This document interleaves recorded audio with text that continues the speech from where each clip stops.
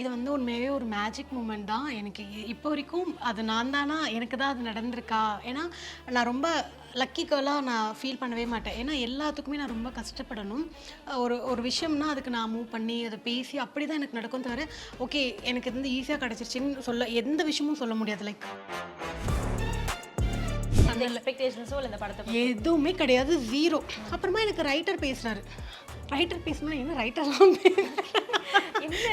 என்ன இது இதெல்லாம் நான் உண்மையை சத்தியமாக சொல்கிறேன். இது வந்து டச் வுட்டு. எனக்கு நானே கிள்ளியெல்லாம் பார்த்துக்கிட்டேன். இதெல்லாம் நடக்குதா? நான் சொல்கிறேன், இதெல்லாம் கேட்குறாங்க, ரைட்டர்லாம் என்கிட்ட வந்து பேசி கதை சொல்கிறாரு அப்படின்னு சொன்னேன். பிலீவ் பண்ணுற மாதிரி மனசு இல்லை. ஏன்னா என்னன்னாலும் லாஸ்ட் மினிட்ல நடக்கும். ஃபஸ்ட்டு சீன் நடிக்கிற வரைக்குமே நான் உண்மையாகவே நம்பலை. இங்கே இந்த மாதிரி இருந்தால் சினிமாவுக்கு வேலைக்கு ஆகாது போல இருக்குது. ஆட்டிடியூட் காமிச்சிக்கிட்டு ரொம்ப பந்தா பண்ணிக்கிட்டு கூப்பிட்டா வரமாட்டாங்க.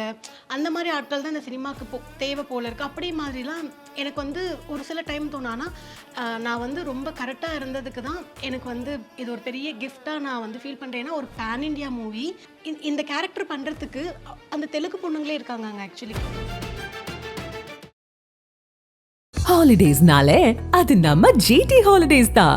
GT Holidays, South India's #1 travel brand. V-Care Skin and Hair Clinic in AFT 2.0 treatment. Not just a fix, a future. Glora Lab Grown Diamonds, India's first engagement ring studio. ஹென்ஷாவா வந்து பார்த்தீங்கன்னா நீங்கள் நிறைய ஒரு 30+ மூவிஸ் பண்ணியிருக்கீங்க, நிறைய சீரியல்ஸ் பண்ணியிருக்கீங்க, நிறைய ads பண்ணியிருக்கீங்க. அப்படின்றப்போ பட் ஸ்டில் ஏதோ ஒரு ஓரத்தில் வந்து அந்த ஒரு ஏக்கம் இருந்திருக்கும். எப்போ வந்து நமக்கான அந்த ஒரு ரெகக்னேஷன் கிடைக்கும், பிக் ஸ்க்ரீன்லையா இருக்கட்டும் இல்லை ஒரு சீரியல்லையா இருக்கட்டும், நமக்குன்னு ஒன்று வேணும் அப்படின்ற ஒரு ஆசை உங்களுக்கு எப்பயுமே இருந்திருக்கு. ஐ திங்க் இப்போது விஸ்வநாதன் அண்ட் சன்ஸில் வந்து அது நிறைவேறிடுச்சுன்னு நினைக்கிறேன். ஆரிக்காவும் நிறைய இடங்களில் வந்திருக்கீங்க அண்ட் வந்து நிறைய பேர் அதை ஷேர் பண்ணுறாங்க. அதெல்லாம் பார்க்க ரொம்ப ஹாப்பியாக இருக்குது. ஸோ அது எப்படி நடந்துச்சு, அதை பற்றி சொல்லுங்கள். இது வந்து உண்மையாகவே ஒரு மேஜிக் மூமெண்ட் தான். எனக்கு இப்போ வரைக்கும் அது நான் தானா, எனக்கு தான் அது நடந்திருக்கா? ஏன்னா நான் ரொம்ப லக்கி கேர்ளாக நான் ஃபீல் பண்ணவே மாட்டேன். ஏன்னா எல்லாத்துக்குமே நான் ரொம்ப கஷ்டப்படணும். ஒரு விஷயம்னா அதுக்கு நான் மூவ் பண்ணி அதை பேசி அப்படி தான் எனக்கு நடக்கும் தவிர, ஓகே எனக்கு இது வந்து ஈஸியாக கிடச்சிருச்சுன்னு சொல்ல எந்த விஷயமும் சொல்ல முடியாது. லைக் எனக்கு ரொம்ப ஈஸியாக கிடச்ச அப்படின்னா இந்த படம் தான் நான் வந்து லைக் சொல்வேன். எனக்கு ஃபர்ஸ்ட் வந்து கால் பண்ணி பேசும்போது லைக் வந்து ஒரு வேலைக்காரி கேரக்டர்னு சொன்னாங்க. வேலைக்காரி கேரக்டர் நான் பெருசாக நம்பிக்கைலாம் ப்ரொடக்ஷன் அது இதெல்லாம் எனக்கு சொன்னாங்க. சரி ஓகே பேசுங்க, டேட்ஸ் ஃப்ரீயாக இருக்கான்னு கேட்டாங்க. சரி நீங்கள் ஃபஸ்ட் பேசுங்க, பேசிட்டு சொல்லுங்கள் அப்படின்னு சொல்லிட்டு நம்ம யூஸ்வலாக கேட்குற போது சொல்லுவோம் தெரியுமா, அந்த மாதிரி நான் ரேண்டமாக அது வந்து சொன்னது தான். அதுக்கப்புறமா திரும்பி அகெயின் கன்ஃபார்மா அப்படின்னு கேட்டாங்க. அப்புறம் வந்து என்னோட நேம் போட்டு அப்போவே வந்து எனக்கு வந்து பார்த்திங்கன்னா ஒரு இது மாதிரி அனுப்பிட்டாங்க, ரெஸ்யூம் மாதிரி எனக்கு அனுப்பிட்டாங்க. என்னோட கேரக்டர் நேம் போட்டு அதெல்லாம் போட்டு அனுப்பினோடனே இதெல்லாம் உண்மைதானா அப்படின்னு சொல்லிட்டு இது பண்ணிட்டேன். ஆனால் நான் வந்து யாரையுமே ஃபாலோ பண்ணலை. இது ஓகேவா, கன்ஃபார்மாக இந்த கேரக்டர் என்னாச்சு அப்படின்றது வந்து நான் எதையுமே பிலீவும் பண்ணலை, எதுவும் பண்ணல. வேலைக்காரி அப்படின்றத நினச்சேன். வேலைக்காரி என்ன, ஒரு அழுக்கு புடவை கட்டிக்கிட்டு அப்படி மூளையெல்லாம் நிற்க வைப்பாங்க, இல்லைனா இங்கே போ அங்கே போன்னு சொல்லுவாங்க, அந்த மாதிரி தான். சரி பேனர் வந்து ரொம்ப பெரிய பேனர், அந்த வேலைக்காரியாக நடிக்கிறதுக்கு கூட நிறைய பேருக்கு ஆஃபர் கிடைக்காது. அப்போது நம்மளை வந்து கேட்குறாங்க. சரி அதிலேருந்து மேபி எதுனாலும் நடக்கும். சினிமாவை பொறுத்த வரைக்கும் நான் எதையுமே வந்து அவாய்ட் பண்ண மாட்டேன். ஒரு சின்ன விஷயம் ரொம்ப பெருசாக நம்மளை காமிச்சிடும் அப்படின்றதுனால அப்போ வந்து நான் சரி ஓகே என்ன நடக்குதோ நடக்கட்டும், கோ வித் ஃப்ளோ தான் வந்து இது பண்ண. நான் பட் எதுவுமே இமேஜினேஷனும் கற்பனையும் நான் அந்த படத்துக்காக எதுவுமே எந்த பண்ணல. எக்ஸ்பெக்டேஷன்ஸோ இல்லை இந்த படத்தை பத்தி? எதுவுமே கிடையாது, ஜீரோ. அப்புறமா எனக்கு ரைட்டர் பேசுறாரு. ரைட்டர் பேசணும்னா என்ன ரைட்டர்லாம் என்ன இது இதெல்லாம் நான் உண்மையை சத்தியமாக சொல்கிறேன். இது வந்து டச் வுட்டு. எனக்கு நானே கிள்ளியெல்லாம் பார்த்துக்கிட்டேன். இதெல்லாம் நடக்குதா? நான் சொல்கிறேன், இதெல்லாம் கேட்குறாங்க, ரைட்டர்லாம் என்கிட்ட வந்து பேசி கதை சொல்கிறாரு அப்படின்னு சொன்னேன். உண்மையிலேயே நம்மளுக்கு டைம் ஒர்க் அவுட் ஆகிடுச்சா, நடக்குதா இதெல்லாம் நல்ல நேரம் நடக்குதோ வருதோ அப்படின்ற மாதிரி. எனக்கு வந்து போன வருஷத்துக்கு முந்தின வருஷம் வந்து ஒரு ஷோ வந்து கலைஞர் டிவியில் அட்டென்ட் பண்ணியிருந்தேன். அப்போ வந்து ராசியை பற்றி சொல்லும்போது ஒரு ராசியை பற்றி சொல்லும்போது என்னோடய ஃப்ரெண்டு வந்து ஒரு ராசியில் இருந்தாங்க. நான் சொன்னேன் அவங்க தான் லக்கி பர்சன், நான் ரொம்ப அன்லக்கி பர்சன், அதெல்லாம் எனக்கு நடக்காது, நான் ரொம்ப கஷ்டப்படணும், நான் ரொம்ப மெனக்கெடுக்கணும்னு சொல்லிட்டு, இல்லை அந்த ஒரு படத்தை அவங்க அந்த டைரக்டரோட படத்தையே போட்டு காமிச்சு இந்த மாதிரி உன்னோட லைஃப் மாறும் அப்படின்னு சொன்னாங்க. ஆனால் அதே படத்துக்கு நான் போவேன், எனக்கு அந்த அதே டைரக்டர்கிட்ட நான் ஒர்க் பண்ணேன். சாரியா அதே டைரக்டரோட நான் நடிப்பேன், அந்த டீமுக்கு போவேன்னு சத்தியமாக அன்எக்ஸ்பெக்ட். நான் அதை நம்பவும் இல்லை. ஆமாம், எனக்கு எனக்கு ஃபர்ஸ்ட் முதல் கால் வரும்போது கூட சரி ஓகே கால் தானே பண்ணி கேட்குறாங்க, 10ஓட 11 கேட்பாங்க அப்படின்னு நினச்சிட்டு விட்டேன். திருப்பி ஃபாலோப்லே இருந்துகிட்டே இருந்துச்சு. கன்ஃபார்ம் தான். அதுக்கப்புறம் காஸ்டியூம்காக எனக்கு அனுப்பும்போது நான் சாரின்ற மைண்ட்லேயே இருந்துட்டேன். ஓகே ஒரு வேலைக்காரி ஒரு அழுக்கு சாரி, அதுவும் தெலுங்கு இதில் எப்படி இருக்கும் அப்படி கொஞ்சம் ஹைட் அண்ட் வெயிட்டமாக பார்க்குறாங்க, அப்படி மாதிரி தான் நான் நினச்சிக்கிட்டேன். ஸோ அதனால தான் நம்மளை சூஸ் பண்ணியிருக்காங்க போல இருக்குது அப்படின்ட்டு. அப்புறமா எனக்கு காஸ்டியூம் டீட்டெயில்ஸ் அனுப்பின உடனே நான் பார்த்துட்டு கோட் ஷூட்டாக எனக்கு அது வரைக்கும் தெரில, நார்மலாக நான் வேறு மாதிரி நினச்சிட்டேன். பட் அவங்க வந்து நான் ரெஃபரன்ஸ் அனுப்புங்கன்னு கேட்டதுக்கப்புறமா லைக் எனக்கு ரெஃபரன்ஸ் அனுப்பும்போது ஐயோ என்ன ஒரே மேஜிக்காக நடக்குது. வேலைக்காரி இவ்வளோ வாஷாக இருப்பாங்க, வேலைக்காரி ஆரோசஸ் மாதிரி இருக்காங்களே, இவ்வளோ அழகாக இருப்பாங்களே அப்படின்னு சொல்லிட்டு பரவாயில்லையே அப்படின்னு சொல்லிட்டு அதுக்கப்புறமா காஸ்டியூம் டீட்டெயில்ஸ் எல்லாமே அனுப்பிட்டேன். நான் வந்து அப்போ வரைக்குமே நான் பிலீவ் பண்ணல. ஏன்னா என்னோட இந்த 18 வருஷம் கெரியரில் எனக்கு எதுவுமே சினிமாவில் வந்து எல்லாம் ரொம்ப நல்லா நடக்கிற மாதிரி இருக்கும், ஆனால் எல்லாமே புஷ்ஷுன்னு போயிடும். அதனால அட்வான்ஸ் வருது, எனக்கு பேசுகிறாங்க, அட்வான்ஸ் வருது, ஃபாலோ ஆகுது, எல்லாமே நடக்குது, என்னென்னமோ நடக்குது. சரி ஏதோ டைம் நல்லா இருக்கு போல இருக்குன்னு நினச்சிட்டு, ஆனால் பிலீவ் பண்ணுற மாதிரி மனசு இல்லை. ஏன்னா என்னன்னாலும் லாஸ்ட் மினிட்ல நடக்கும். இங்கேருந்து ஃப்ளைட் போட்டு அங்கே சென்னையிலேருந்து ஹைதராபாத் போகிறேன். அதுக்கப்புறமா அடுத்த நாள் வந்து ஷூட்டிங் போகிறேன். அந்த ஷூட்டிங் ஸ்பாட்டில் கால் வச்சு ஃபஸ்ட்டு சீன் நடிக்கிற வரைக்குமே நான் உண்மையாகவே நம்பலை. என்ன வேணாலும் இப்படின்றதுக்குள்ளே நம்மளுக்கு நடந்துரும், அதுவும் எனக்கு ரொம்ப நல்லாவே நடக்குமா, அதனால நான் அதை வந்து பிலீவ் பண்ணல. ஆனால் ஏதோ ஒரு விஷயம் நடக்கும் அப்படின்றது நான் நம்பிக்கைப்பட்டேன். ஆனால் எப்படின்றது தெரியல. சரி ஓகே அப்படின்னு சொல்லிவிட்டு அதுக்கப்புறமா ஷூட்டிங் ஒரு 45 டேஸ் 45 to 50 டேஸ் நான் வந்து ஒர்க் பண்ணினேன், விட்டு ஒர்க் பண்ணினேன். படம் அதான் படம் பற்றி உங்களுக்கு தெரியும், எந்தெந்த போர்ஷன்ஸ் கட் பண்ணுவாங்க, எது வரும் எது வராதுன்றது தெரியாது.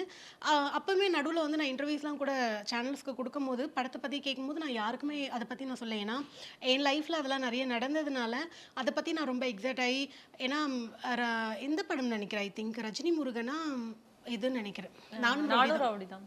அப்போ வந்து நான் இந்த படத்தில் பண்ணியிருக்கேன், அதில் போய் ரொம்ப எக்ஸைட்மெண்ட்டாக போய் சொல்லிட்டேன், இந்த மாதிரி அந்த மாதிரி அப்படின்னு சொல்லிட்டு. எனக்கு வந்து அப்புறமா வந்து அங்கே இருக்கிற கோ டைரக்டர் வந்து சொல்கிறாங்க, இல்லை அந்த போர்ஷன்ஸ்லாம் கட் பண்ணிட்டாங்க இன்ஷான், உங்களோடது வந்து யூடியூப்பில் இருக்குது அப்படின்னாங்க. சரி ஓகே அப்படின்னு சொல்லி, ஏன்னா அதில் ரொம்ப டிசப்பாயின்மெண்ட் ஆகிட்டேன் நான். அதுலேருந்து கொஞ்சம் வெளியே வரதுக்கு எனக்கு ரொம்ப டைம் எடுத்துக்கிச்சு. அப்போதுலேருந்து நான் வந்து இந்த படம் பண்ணுறேன் அப்படின்றத சொல்லலை. பட் எனக்கு அந்த ஞாபகம் தான் இந்த படம் போது எனக்கு வந்தது. அதனால அதோட கிளிப் சும்மா ஃபோட்டோஸ் எல்லாமே நான் போடுவேன், ஹைதராபாத்தில் இருக்கிறது எல்லாமே போடுவேன். நான் படத்தோட டீட்டெயில் ஆகட்டும், நான் இதை பண்ணுறேன், எந்த மாதிரி ஒரு விஷயங்களும் எதுவுமே இந்த அந்த 1 year ஜேர்னியில் நான் அந்த படத்தை சம்மந்தமான எந்த விஷயங்களும் எங்கேயுமே நான் வந்து போடவே இல்லை. ஏன்னா எனக்கு ஒரு பயம், ஏன்னா இது நிறைய நடந்ததுனால நான் ஒரு இதில் இருப்பேன், இது எல்லாமே இப்படி தான் நடக்கும், அப்புறம் லாஸ்ட்டில் ஒன்றும் இல்லாமல் போயிடும். ஆனால் இப்போ நேற்று வரைக்குமே எனக்கு லைக் வந்துட்டு நான் போஸ்ட் எதுவுமே போடலை. நான் ஏன்னா இன்னும் படமே பார்க்கல, பார்த்துட்டு சொல்லட்டும் அப்படின்னு எல்லா சைட்லேருந்தும் எனக்கு ஃபீட்பேக் வரும்போது ஐயோ நம்மளோட உழைப்பு எந்த இடத்துலையுமே வந்து வீண் போகலை. ஏன்னா என் கூட ஒர்க் பண்ணுற எல்லாருக்குமே தெரியும், நான் வந்து ரொம்ப டைம் அண்ட் பங்க்சுவாலிட்டி. எனக்கு வந்து இப்போ கூட நான் ரொம்ப சீக்கிரமாக கிளம்புனா நான் ஏன் நேரம் லேட் ஆகிடுச்சு, ஏன்னா அதை ப்ரிப்பேர் பண்ணிட்டு தான் நான் கிளம்புவேன். ஏன்னா இப்போ நம்ம ஒரு இடத்துக்கு போகிறோம்னா அட்வான்ஸாக நம்ம போயிடணும், அங்கே போய் யாருமே வெயிட் பண்ண வைக்கக்கூடாது. ஈவன் ஷூட்டிங்கை கூப்பிட்டாங்கன்னா உடனே போய் கேமரா முன்னாடி நின்றுவேன், அப்போ உட்காந்து டச்சப் பண்ணிக்கிட்டு தோ வரேன். அந்த மாதிரி எனக்கு பழக்கம் இல்லை. ரொம்ப என் கூட இருக்கவங்க எல்லாருக்குமே தெரியும், ரொம்ப டெடிக்கேட்டடாக. இப்போ நான் ஒரு சாரீ வீடியோ போடுறதாகட்டும், எனக்கு அந்த சாரீலேருந்து காசு வருது, இல்லை எனக்கு வேறு அதில் லாபம் கிடைக்குதுன்றதுக்காக எந்த விஷயத்தையுமே நான் லாபம் பார்த்து பண்ணது கிடையாது. என்னோடய ஒர்க் நான் அதை பண்ணுறேன், அதுக்கான ரிசல்ட் எப்போயோ கிடைக்கும், அது எப்போ கிடைச்சாலும் எனக்கு ஓகே, அப்படி தான் நான் ஒர்க் பண்ணுவேன். ஆனால் நான் ரொம்ப நேரம் எப்போவுமே ஃபீல் பண்ணுற விஷயம், நம்ம ரொம்ப பர்ஃபெக்டாக டைமிங் எல்லாமே ஓகே, இங்கே இந்த மாதிரி இருந்தால் அந்த சினிமாவுக்கு வேலைக்கு ஆகாது போல் இருக்குது. ஆட்டிடியூட் காமிச்சிக்கிட்டு ரொம்ப பந்தா பண்ணிக்கிட்டு கூப்பிட்டா வரமாட்டாங்க, அந்த மாதிரி ஆட்கள் தான் இந்த சினிமாவுக்கு தேவை போல் இருக்குது. அப்படி மாதிரிலாம் எனக்கு வந்து ஒரு சில டைம் தோணானா நான் வந்து ரொம்ப கரெக்டாக இருந்ததுக்கு தான் எனக்கு வந்து இது ஒரு பெரிய கிஃப்டாக நான் வந்து ஃபீல் பண்ணுறேன். ஏன்னா ஒரு பேன் இண்டியா மூவி இந்த கேரக்டர் பண்ணுறதுக்கு அந்த தெலுங்கு பொண்ணுங்களே இருக்காங்க அங்கே, ஆக்சுவலி அங்கே தெலுங்கு பொண்ணுங்களே இருக்காங்க. ஆனால் பட் என்னோட நான் வந்து பேசும்போது ரைட்டர் அப்போ தான் சொன்னாங்க, உங்கள் டைம் ரொம்ப நல்லா இருக்கு போல இருக்கு. என்ன சொன்னாங்க, எப்படி வந்து உங்களை செலக்ட் பண்ணாங்களே? ஏன்னா நீங்கள் சொன்னீங்க அங்கே தெலுங்கு பீப்புளே அவ்வளோ பேர் இருக்காங்க, அண்ட் வெங்கி அட்லூரி அவங்களோட பேனரில் பண்ணுறதுக்கு அவ்வளோ பேர் வெயிட் பண்ணுறாங்க. அப்படின்றப்போ நிறைய பேர் ஆடிஷன் வந்திருப்பாங்க. இப்போ வரைக்கும் நான் சொல்கிறேனே, இது வரைக்குமே எனக்கு வந்து ஒரு எக்ஸைட்மெண்ட், ஒரு மேஜிக் மூமெண்ட் தான்.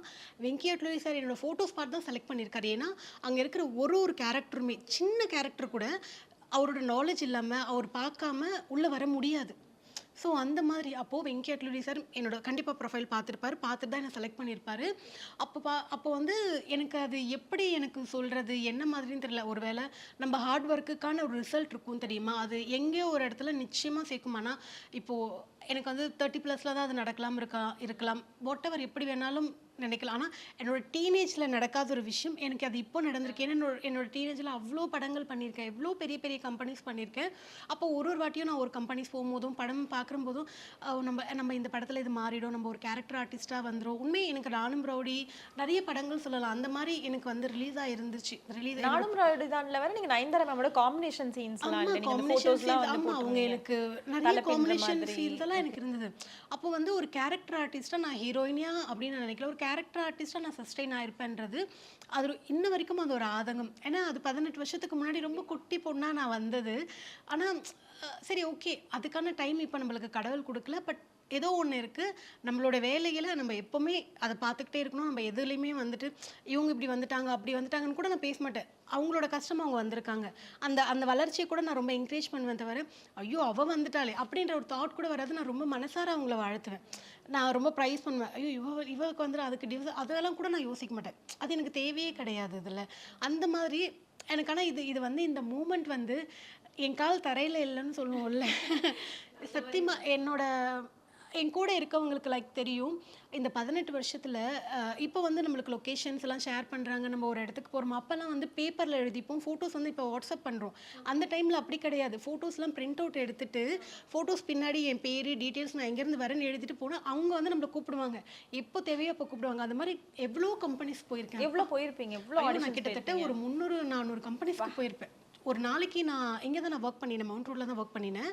லைக் இங்கேருந்து பெர்மிஷன் கேட்டு ஒரு சம்டைம் நான் வந்து லீவ் போட்டுருவேன், ஏன்னா ஒரு நாள் போயிட்டு வரணும்னா இம்பாசிபிள் அப்படின்னு சொல்லிட்டு வீட்டில் இருந்து நான் 7 o'clock பைக் எடுத்தேன்னா நான் அப்போ வந்து திருவச்சூரில் இருக்கேன். ஓகே, திருவச்சூர். அங்கேருந்து நான் 7 o'clock பைக் எடுத்தேன்னா வடபழனி வரதுக்கு 2 hours ஆகும் எனக்கு பைக்கில். அங்கே போயிட்டு அங்கே என்னோட கசின் இருந்தாங்க, அங்கே போய் ஃப்ரெஷ்அப் ஆகிட்டு ஒரு கம்பெனியாக போவேன். போயிட்டு வீட்டுக்கு வரும்போது 10 o'clock ஆகும் நைட்டு.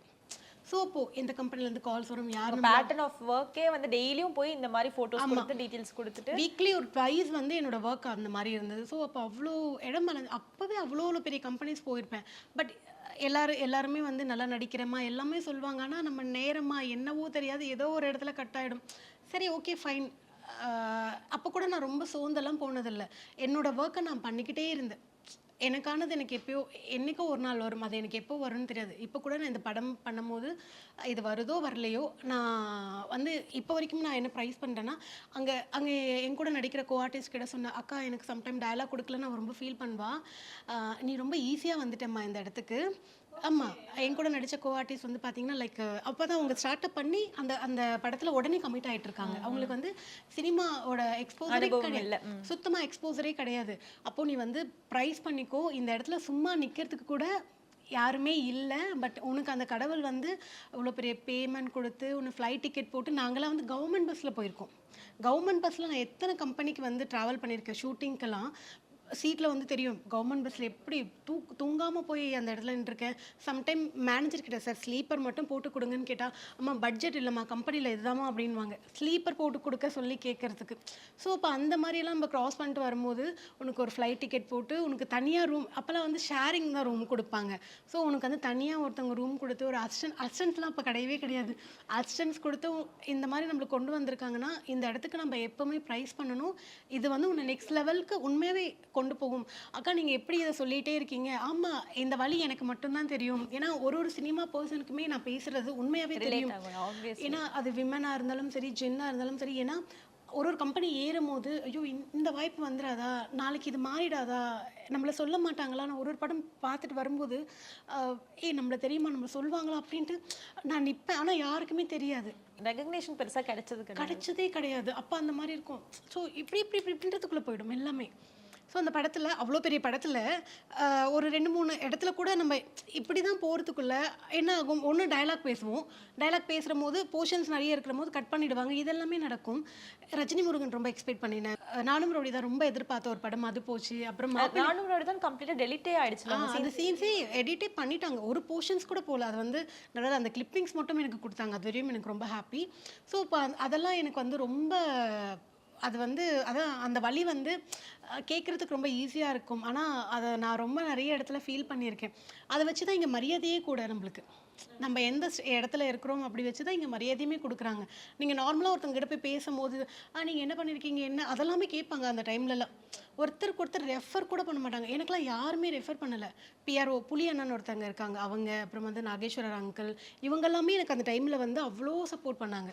ஸோ அவங்கெல்லாம் அப்படி என்னை கொண்டு வந்து தான் நான் இந்த இடத்துக்கு வந்திருக்கேன். உண்மையாகவே இந்த இடத்துல வந்து அவங்களுக்குலாம் நான் ஒரு பெரிய பெரிய தேங்க்ஸ் பண்ணணும். ஏன்னா அந்த கம்பெனிஸ்லாம் அவங்க கூட்டு போகலன்னா இவ்வளோ தூரம் எனக்கு ஒரு எக்ஸ்பீரியன்ஸோ இவ்வளோ தூரம் நான் வந்திருப்பேனான்றது எனக்கே தெரியாது. Holidays-nale அது நம்ம GT Holidays தான். GT Holidays, South India's #1 travel brand. We Care Skin and Hair Clinic in AFT 2.0 treatment. Not just a fix, a future. Glora Lab Grown Diamonds, India's first engagement ring studio.